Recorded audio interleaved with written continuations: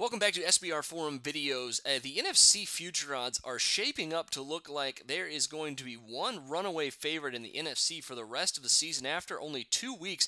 It looks like the NFC is a lot weaker than what some of us initially thought earlier in the year. I myself thought there would at least be 4 teams in this conference that could compete to win it. And right now there's looking like there's only could be one. And that's the Green Bay Packers after their win against the Seattle Seahawks and come from behind fashion in the fourth quarter. I don't think anybody's going to be able to beat the Packers to get to force them to not win the Super Bowl here, especially if they can continue to win and get that #1 overall seed and have home field advantage throughout the playoffs.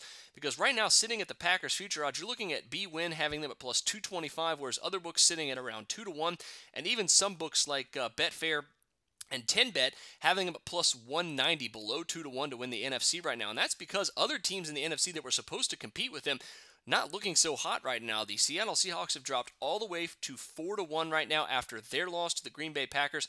They're looking like a team that's tough to run the ball right now and a defense that's struggling without Cam Chancellor and, of course, Byron Maxwell, who left to go to the Eagles in free agency. But the Seahawks not looking as strong as possible, and if they can't keep home field advantage, they're going to be in big trouble trying to get out of the NFC for the second straight year in a row. And looking at the Philadelphia Eagles, a team that just looked horrendous yesterday on Sunday against the Cowboys, all the way now down to 10-1 to win the NFC after they were looking like a Super Bowl sleeper. They're looking like a team you might not even want to get close to with a 10-foot pole in this one right now until they can turn things around here offensively. Now, the Dallas Cowboys as well. It's been well noted here on Monday morning that Tony Romo has a broken clavicle. Dez Bryant already going to miss a ton of time. Those two injuries alone, along with not having DeMarco Murray anymore, I think are enough to wipe them off the NFC contender list completely.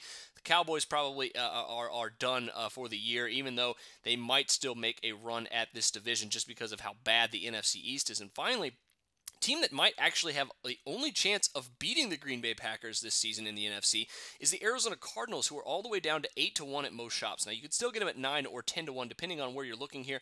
Looks like Ladbrokes still has them at 10-1, and Betway all the way up to 12-1 on the Arizona Cardinals right now.